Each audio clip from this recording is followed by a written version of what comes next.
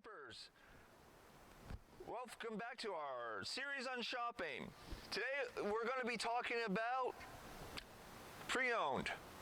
Now this can come in many forms. This can come from your buddy, relative, co-worker that used to do a lot of camping and they have camping gear. They're like, you want it, it's free, take it out of my hands, to tag sales, flea markets.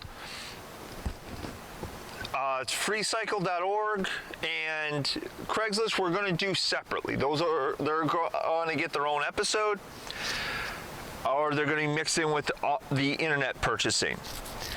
So when you're getting something from a friend, just set it up, look at it. Whenever you buy equipment or you get new equipment, set it up before you go camping. Take a good look at it, make sure that there's no holes, rips. If it's an air mattress that holds air, if it's a tent, there's not a big hole in it, or if you spray it down with a hose, it's not leaking. Just so you know what you're going to be dealing with before you're in the middle of the woods and have no recourse. And sometimes you might find something with a little mold on it. You can get some mold arrest, clean it real good, then spray it down. Be careful when you're using bleach or anything like that, because it can damage the fibers of the tent. I've actually had a tent that just shredded after I tried bleaching it because it got mold on it, and then I took and sprayed it down with waterproofer, and the fabric just deteriorated. So be careful of that. Then when you go to a tag sale, rummage sale, yard sale, whatever you want to call them, every region has their own name for them. You want to look at what you're buying. How dirty is it? What's the brand? Is it an electronic? Is it a thermos? What is it? And certain brands, buying new stuff is not buying a 30-year-old Stanley thermos. If the cup's missing or the stopper's broken, it's not a problem. Stanley stands behind their Classic Series thermoses, and you can more than likely get a replacement. If it's a little dirty, you can clean them up. Baking soda and a little elbow grease is your friend. I've personally done this. You also want to look at, if you're looking at a tent, ask if you can set it up. If they say no, don't buy it. Because you want to be able to see, A, if you can set it up, if it has instructions, or if the person's going to have to walk you through it. It might be something unique and difficult to set up. You want to know that before you get home or before you get to the middle of the woods. And then when you have it set, if it's a tent and you have it set up, walk around it. Look for holes, look for mold spots, look for tears, look for anything that you're going to have to fix or is going to make this tent unusable.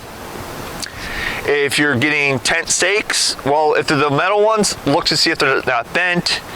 If it's got the plastic ones, look to make sure they're not broke or they don't have pieces sheared off. Look at the little stuff. A lot of this stuff will tell you how well it was taken care of, so you know how long it'll last you. And if you have your smartphone with you and you have signal, look up a similar model or look up that manufacturer and that model and see what's selling for brand new online. And ask yourself, is the cost difference worth it? If the person's asking $5 for something you can buy new for $200, yeah, it's great.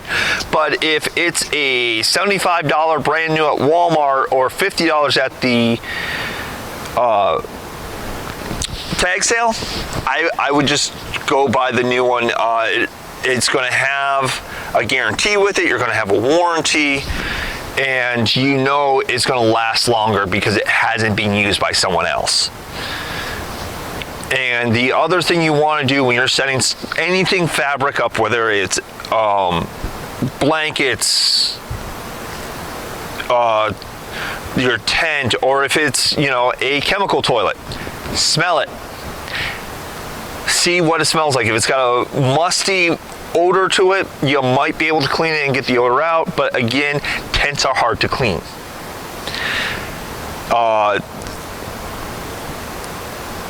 Chemical toilets are going to have an odd smell if you decide to get one.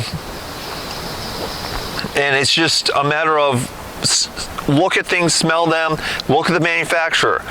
If it's a piece of electronics and they're like, oh, well, I don't have the power cord for it, so you can't check it out, you're going to have to buy a power cord, walk. Never ever buy electronics that you cannot start up when you're buying them, because the odds are that power cord was either A, lost and the thing is fine, or B, it was cannibalized for something else that was working because this item they stopped working, and instead of paying to get rid of it at an electronics recycling center, they're selling it to you and it's your problem. So always test things before you buy them. Set them up, look at them. If it's a knife or a hatchet or an axe and it's dull, no big deal. You can either find a professional knife sharpener, find a friend who's good with knives, or there will be a episode on this channel in which I show you how to put an edge on an axe, put an edge on a knife, and talk about all the safety procedures, all the things you want to do so that you don't injure yourself when you're doing this.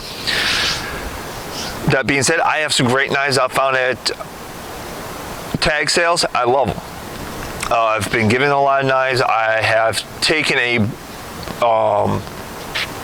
broken sledgehammer and turned it into a short-handled sledgehammer that I use while camping, because instead of having something with a handle like this, I have a little handle like this. That'll be in my tools video that's upcoming.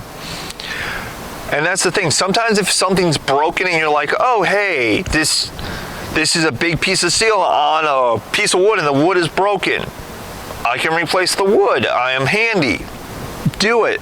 And if you're not handy, don't worry about it. Just go buy a new one. Or, you know, find a friend who's handy and willing to have some fun with stuff that you find broken at tag sales.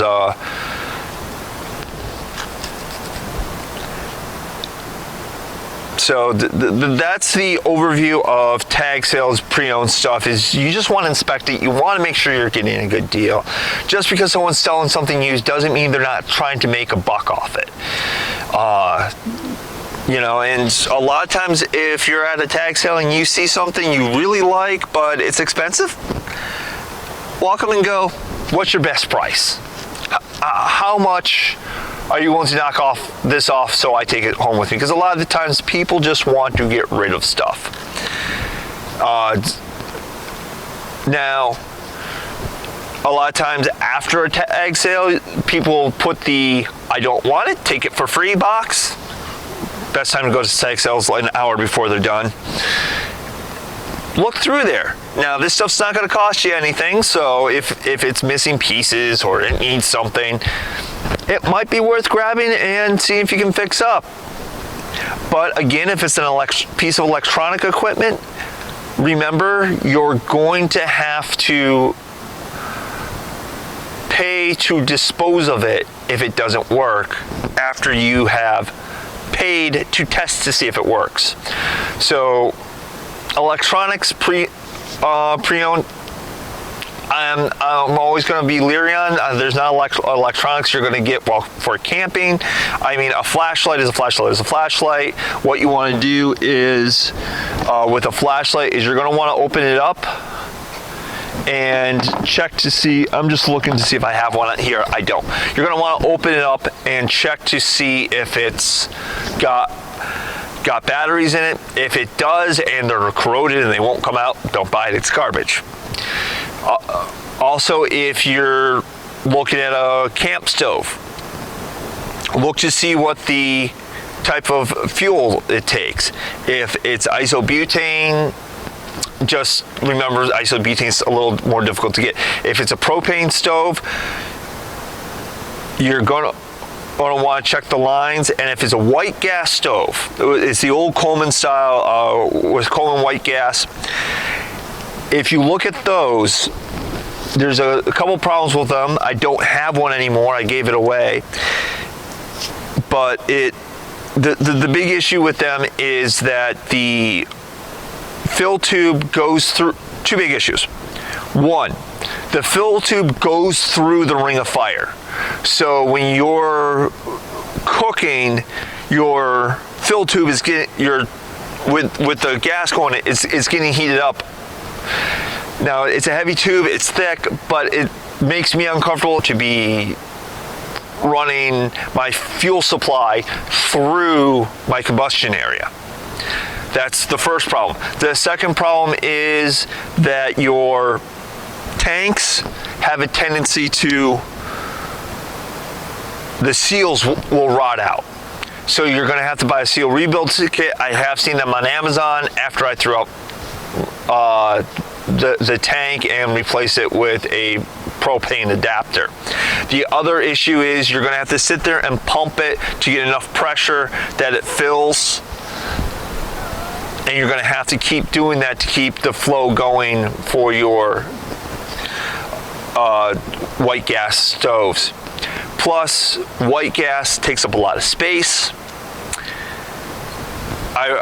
So if you see an old white gas stove, I'd move on and look at something else. If you see an old propane stove, check the seals, check the hose, look for cracks. A lot of times you cannot get replacement parts, so if there's something broken on it, you're going to have to ask yourself, can I jerry rig something so it works? Do I live somewhere where I can go and find a custom manufacturer that will make me a custom hose or whatever? So these are questions you always want to look for when you're dealing with things with fire, is what is the quality of, or the condition of all the things that have flammable fuel, flammable liquids or gases running through them. So that is my rundown on, pre-owned. The bullet points are: test it, inspect it, and check online and see if you're actually getting a good deal, or if the pre-owned thing is going to cost you as much as a new thing.